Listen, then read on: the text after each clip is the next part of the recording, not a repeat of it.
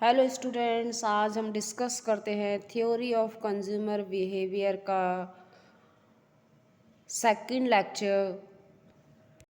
Last lecture में हम discuss किए थे utility, cardinal utility analysis, measures of utility.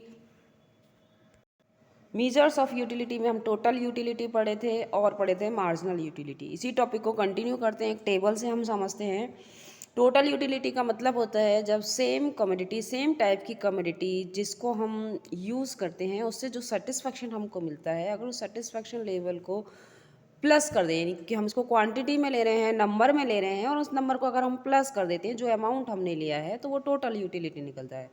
Marginal utility क्या होता है? मार्जिनल यूटिलिटी क्या होता है? जब हम टोटल यूटिलिटी निकालते हैं तो उस वक्त क्या करते हैं, हर यूनिट को प्लस करते हैं, लेकिन एक यूनिट के बाद जब नेक्स्ट यूनिट हम काम में लेते हैं सेम कमोडिटी, तो उससे हमारा जो टोटल यूटिलिटी में चेंज आता है, वो क्या होती है? आपकी मार्जिनल यूटिलिटी। इसी टॉपिक को हम कंटिन्यू करते हैं और टेबल के थ्रू समझते हैं। ये सामने एक टेबल दे रखी है। यहाँ पर हम जो कमोडिटी लेते हैं वो हम ले रहे हैं टी।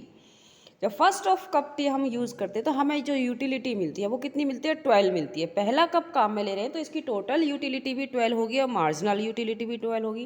लेकिन जैसे ही हम सेकंड कप की रिक्वायरमेंट करते हैं, फिर उसी कप का फिर हम नेक्स्ट कप और लेते हैं, तो हमारी टोटल यूटिलिटी कितनी हो जाती है? 22। यानी पहले कप से 12 मिल रही है और दूसरे कप से हमें कितनी मिली? 10 यूटिलिटी। तो मार्जिनल यूटिलिटी कितनी हो गई? 10, और 12 + 10 कितनी हो गई आपकी?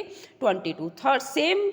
थर्ड कप जब हम यूज़ में लेते हैं तो हमारी टोटल यूटिलिटी कितनी हो जाती है? 30। यानी नेक्स्ट तीसरे कप से हमें जो मार्जिनल यूटिलिटी मिल रही है वो कितनी मिल रही है? 8। ऐसे ही हम कंटिन्यू करते हैं।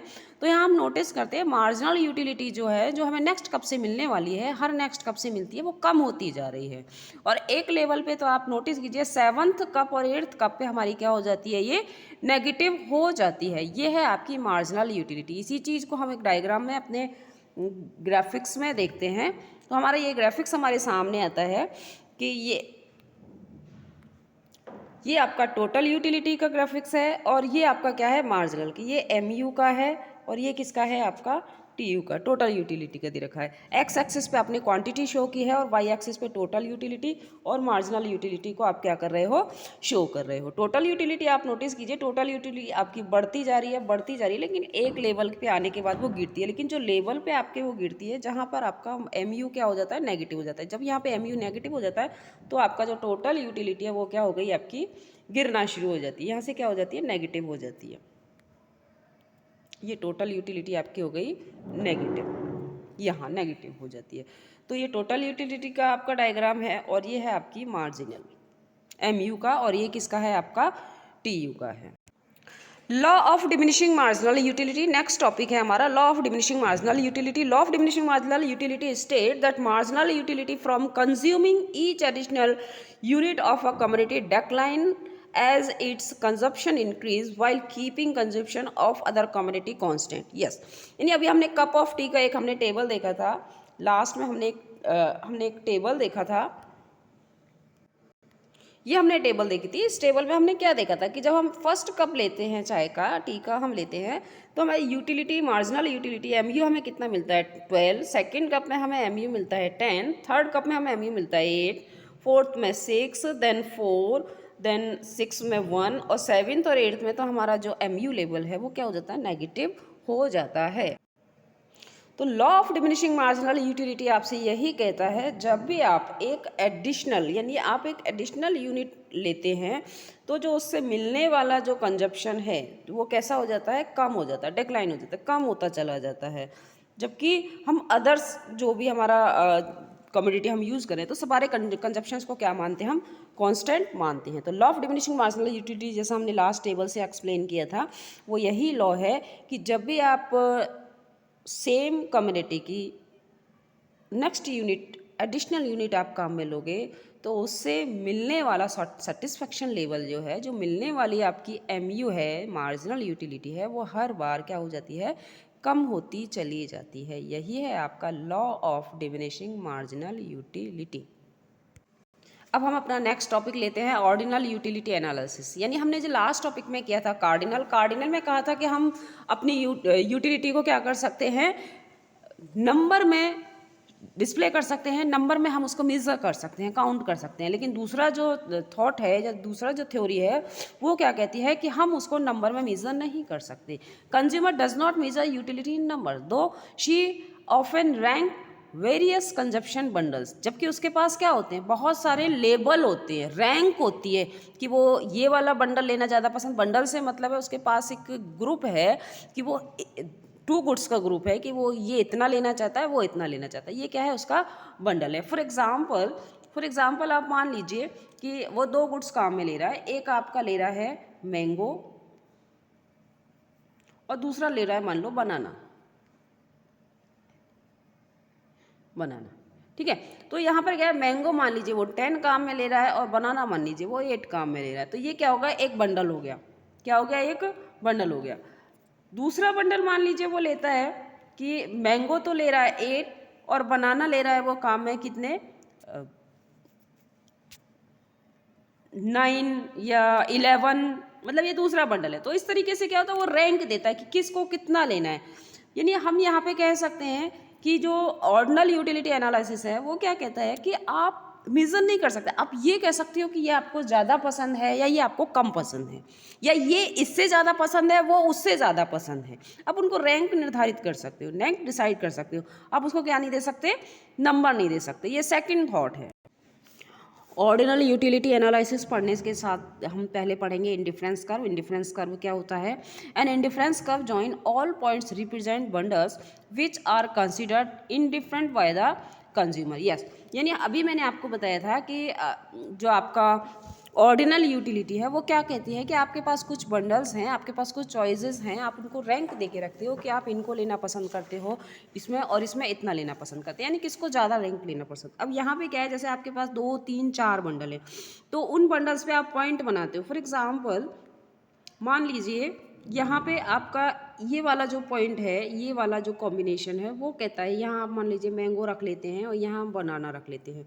तो ये वाला जो कॉम्बिनेशन है वो कहता है कि आप 10 मैंगो ले रहे हो और ये 3 बनाना आप ले रहे हो, तो 10 और 3 का आपका एक बंडल बन जाता है। या दूसरा आप कॉम्बिनेशन रखते हो, जैसे यहाँ पे आप लेते हो 8 बनाना लेते हो और 5 आप 8 मैंगो लेते हो और 5 बनाना लेते हो, तो यहाँ पे आपका जो कॉम्बिनेशन या जो बंडल बनता है वो 8,5 का बनता है। या और भी आप इस तरीके से बंडल बना सकते हैं। मान लीजिए एक बंडल आपने बनाया तो इन दोनों इन पॉइंट्स को, इन लाइंस को जब मिलाते हुए जो लाइन बनती है, ये सारे पॉइंट्स को मिलाते हुए जब वो लाइन बनती है तो वो हमारा क्या बनती है, इंडिफरेंस कर्व बनता है। लेकिन यहाँ पे एक खास बात और है कि इंडिफरेंस कर्व पे जितने भी पॉइंट्स होते हैं वो पॉइंट्स हमें सारा जितने भी उनका सभी पॉइंट्स पर हमें सेटिस्फैक्शन लेवल क्या होता है, सेम होता है। हम उसमें ये नहीं कह सकते कि इस पर हमें ज़्यादा सेटिस्फैक्शन मिल रहा है या उस बंडल पे हमें ज़्यादा सेटिस्फैक्शन मिल रहा है, नहीं, दोनों पे हमें सेम सेटिस्फैक्शन लेवल मिलता है। ये है आपका इंडिफरेंस कर्व। ये इंडिफरेंस कर्व का आपका डायग्राम है। An indifference curve is a graph representation 2 goods. यहाँ पे देखो वही आपका बनाना का एग्जांपल ले लिया है, एक बनाना है आपका।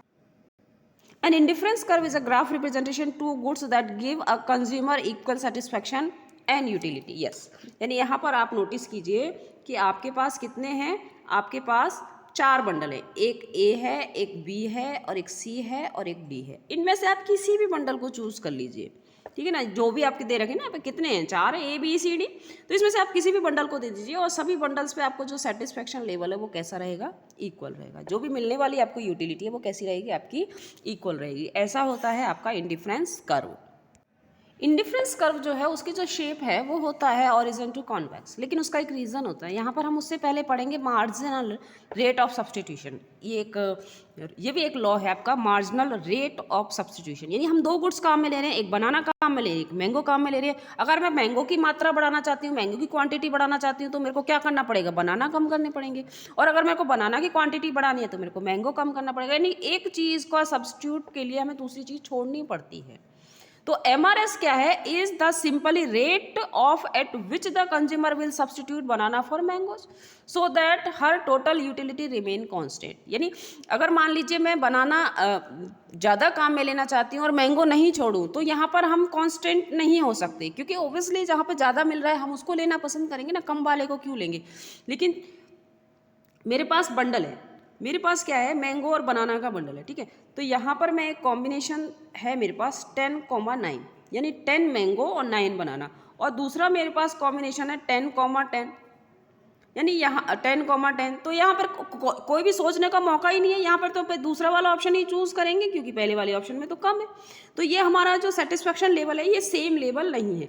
अगर सेम लेवल कब होता है कि जब हम एक बंडल काम में लेते हैं, जैसे मान लीजिए मेरे पास 10 मैंगो हैं और 8 बनाना है, ठीक है, 10 मैंगो 8 बनाना, और दूसरे बंडल में क्या है मेरे पास 8 मैंगो है और 9 बनाना है, यानी मेरे को एक एक्स्ट्रा बनाना लेने के लिए 2 मैंगो छोड़ने पड़े।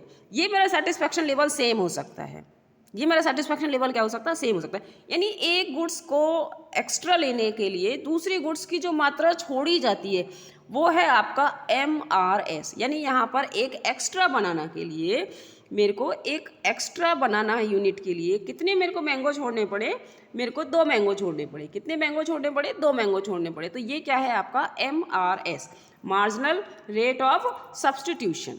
तो what is marginal rate of substitution? The rate of at which the consumer will substitute banana for mango so that her total utility remains constant, यानी MRS equals to delta y upon delta x। Law of diminishing marginal rate of substitution, हाँ यहाँ पे एक law और है कि जब हम एक गुड्स की को सब्सटीट्यूट करते हैं दूसरी गुड्स से, तो जो छोड़ने वाली मात्रा है, मान लीजिए पहले मैं 10 मैंगो यूज़ करती थी और अब मेरे को 11 मैंगो काम में लेनी है या मेरे को 12 मैंगो काम में लेनी है, यानी मेरे को मतलब एक यूनिट बढ़ानी है। तो अगर मैं उसके लिए बनाना जो लेफ्ट कर रही हूँ, जो फॉरगॉन कर रही हूँ, मैं अब जो बनाना छोड़ रही हूँ, तो उसकी मात्रा क्या होती चली जाएगी, कम होती चली जाएगी। ये भी डिमिनिशिंग है, ये भी क्या है आपका diminishing. The law This law states that if a consumer get more and more unit of commodity, he will be willing to give up less or fewer units of another commodity so that the level of satisfaction of the consumer remains the same. In other words, the marginal rate of substitution of banana for mango will go on diminishing.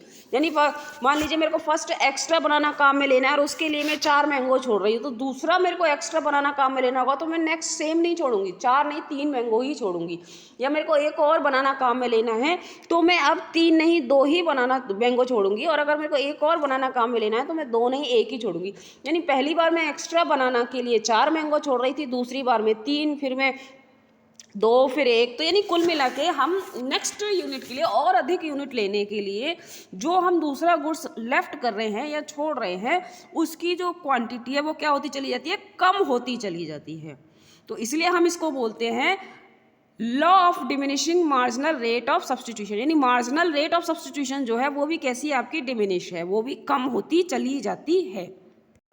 यानी this law state that of consumer get more and more unit of community, he will be willing to give up less और less unit of another community so that the level of satisfaction of the consumer remain the same. यही definition थी।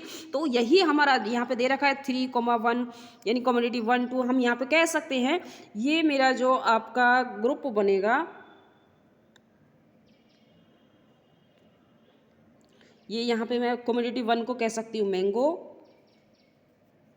और commodity 2 को मैं क्या कह सकती हूँ, बनाना। ये आपका क्या हो जाएगा, बनाना हो जाएगा।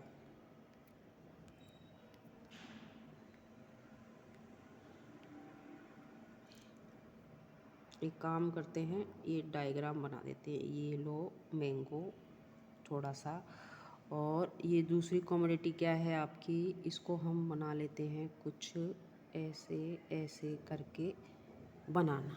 ओके, ये आपका हो गया मैंगो और बनाना, और ये है marginal rate of substitution. Yes student, what is the shape of indifference curve? It may be mentioned that the law of diminishing marginal rate of substitution causes an indifference curve to be convex to the origin. यानी जो indifference curve का जो shape है, क्या है हमारे indifference curve का shape, ये है। इसका रीज़न क्या है, इसका जो रीज़न है वो है आपका law of diminishing marginal rate of substitution. इस कारण से इंडिफरेंस कर्व की जो शेप आती है वो क्या आती है, convex to origin. Convex to origin ये वाली शेप आती है, किसके कारण आती है, इंडिफरेंस कर्व की shape origin, law of diminishing marginal rate of substitution. यानी जो हम काम में ले रहे हैं, जो हम लेफ्ट करते हैं, उसका रेट जो है गिरता हुआ चला जाता है। ओके स्टूडेंट्स, आज हमने देखा shape of indifference curve. What is the shape of indifference curve? Shape of indifference curve आपका होता है कॉन्वेक्स टू ऑरिजिन। उससे पहले हमने देखा था इसका रीज़न क्या है, इसका रीज़न है law of the diminishing marginal rate of substitution, उससे पहले हमने देखा था लॉ ऑफ मार्जिनल, ये उसका सिचुएशंस देखी थी कि कब वो क्यों ऐसा करता है। ये ह्यूमन टेंडेंसी है कि जब भी हम नेक्स्ट लेना चाहते हैं, एक्स्ट्रा लेना चाहते हैं, तो उसके लिए हमारी जो विलिंग है वो कम होती चली जाती है, इसलिए हम क्वांटिटी भी कम छोड़ते चले जाते हैं।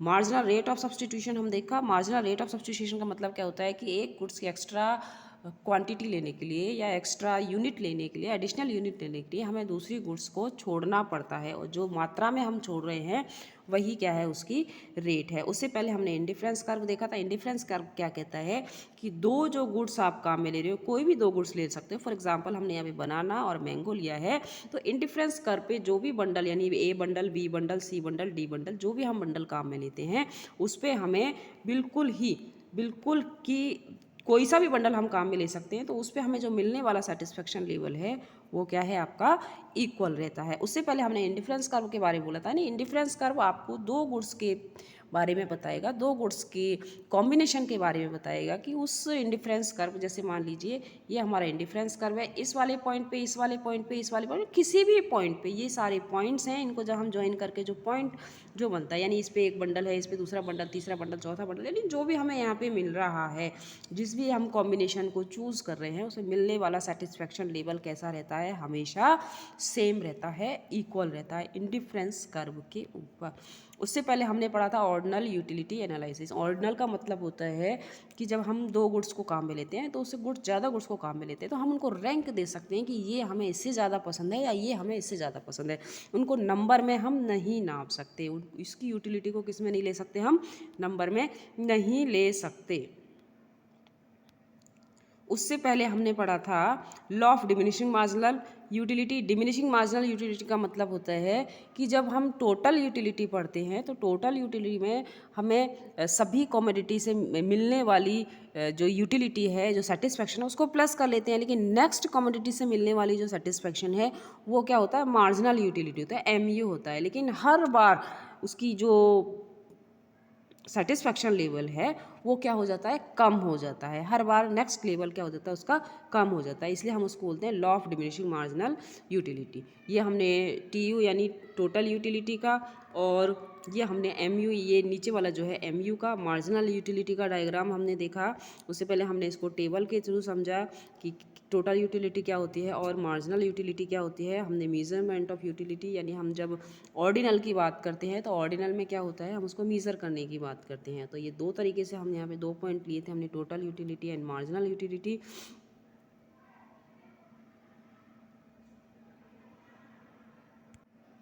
सॉरी स्टूडेंट्स, ऑर्डिनल में नहीं, कार्डिनल यूटिलिटी में हम मेजरमेंट की बात करते हैं। ऑर्डिनल यूटिलिटी तो कहती है कि हम रैंक दे सकते हैं कि इसको ज़्यादा करते हैं, उसको करते हैं, लेकिन कार्डिनल यूटिलिटी में हम उसको मेज़र कर सकते हैं, नंबर में एक्सप्रेस कर सकते हैं।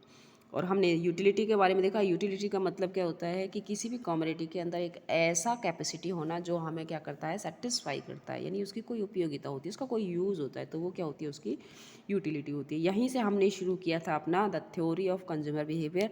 आगे हम इस टॉपिक को कंटिन्यू करेंगे, अभी इसमें बहुत कुछ हमें पढ़ना है, लेकिन आज इतना ही।